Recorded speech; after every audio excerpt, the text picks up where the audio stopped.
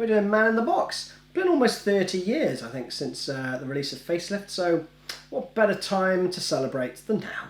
Up next. Hello people, good to see you again. Hope you're well. You're looking well. This is a fun one. I've been meaning to do this for a while actually, and I believe a few of you have asked for this over the past months, maybe even longer. If so, my apologies. I've been busy. So let's start with the intro riff, and this one tripped me up. I actually found some new stuff in this. You may find this useful too. Who knows, you may have already known this. Let's see.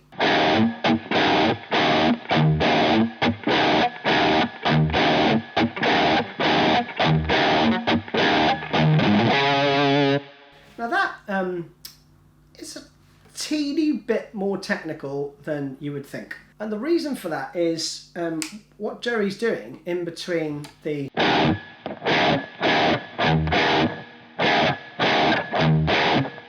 those staccato chords is he's actually given a bit of a percussive slap on the string in between. All he's doing is muting the string down. But it almost has its own percussive quality. Now he does put a percussive whack in there. It's not really a whacker because it's just one of them. So can you hear that it sounds like there's two? So I thought it went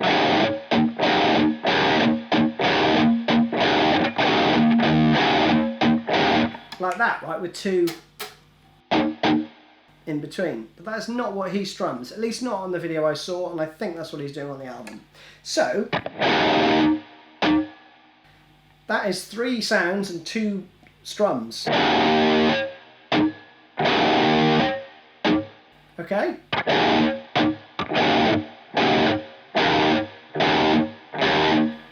So I'd encourage you to do that.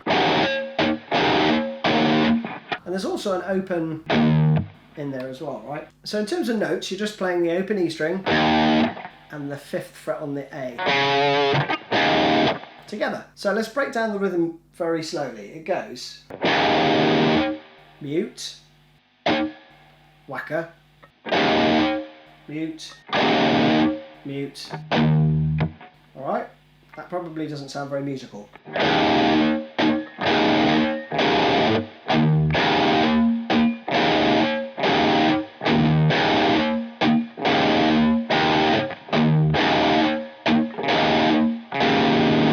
Then 5th to 7th fret hammer on, and then 5th fret on the A string. Okay, so slowly again.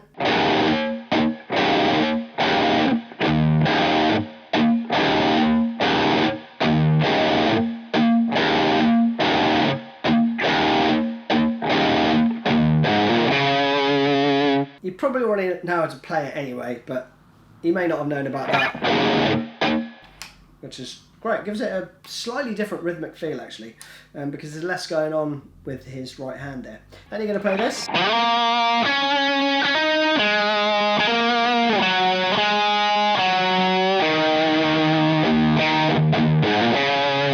And that repeats around. So you start with a slide up to the 9th fret.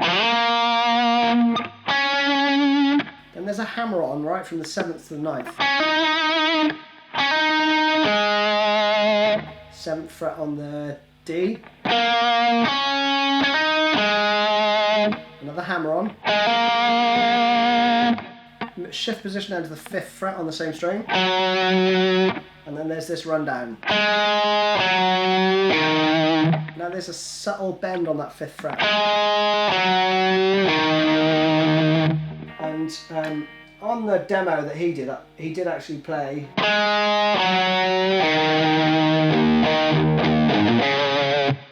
he filled in that bit there. I'm not sure what's happening there because there's already another guitar playing it, but I guess it's just doubling up, so put that in if you wish. Now, before it goes into the next section, which is basically just a G kind of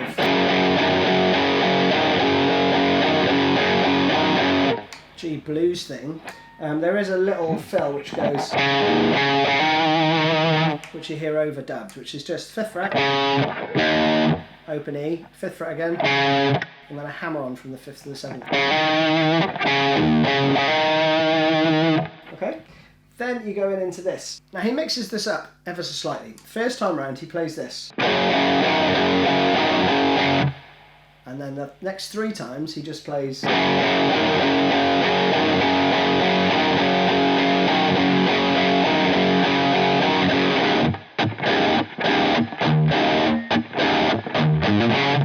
if you've never played a 12-bar blues riff, then you're about to. It goes like this.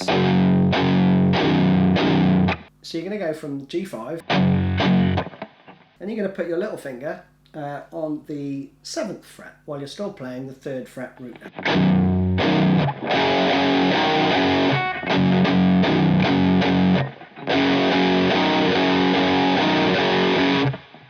Okay, so that first bar rhythm. So you're playing 2, 1, 2, 1, 2. Okay?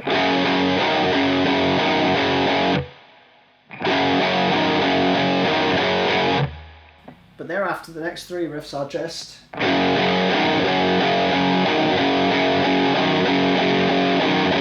Not much else to say there. I think when it goes round again, just before it comes to the chorus, there's another fill, and that is this. So that's straight out of an E blues.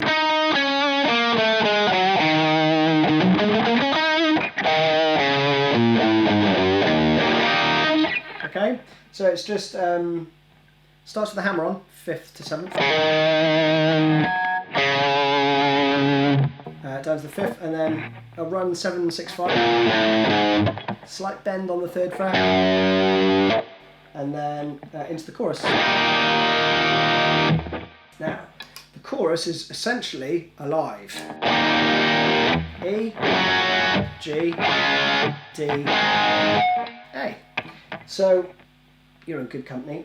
The chorus basically, the E is on the first beat.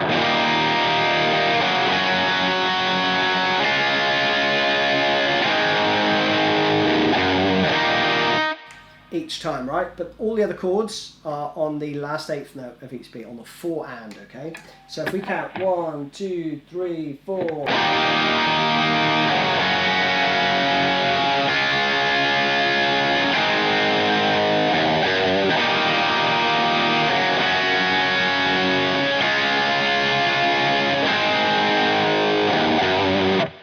Alright, not a lot to say there. The last bit is just 0 and 3, and there's no bend there, it's just a heavy use of vibrato. Oh, the only other thing to say is that plays around for 3 times. The 4th time, rather than going, you go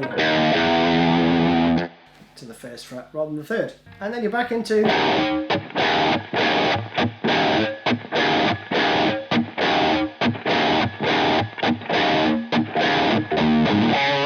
Then you play that round again.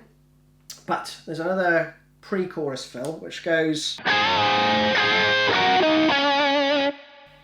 bluesy as you like again. It's just a double stop on the 14th fret. What's that? D and G. So you're going to bend that up. I mean, you could use your 2nd and 3rd fingers.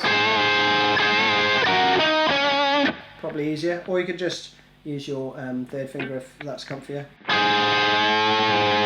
Bend both notes up half a fret, okay?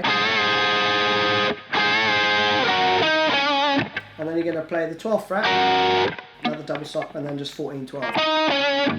Okay? And then you're into the chorus again. Now that is it, friends, but there is a solo, and the solo is marvellous, but I thought that deserves its own lesson. So if you do want that, then I encourage you to comment below. I implore you to do so, because I would quite like to do that. I could give myself permission, but you know, it's always nicer when you do. So that's it. Hope that was fun, and here's to another 30 years of listening to this awesome music. See you soon. Cheers, bye bye.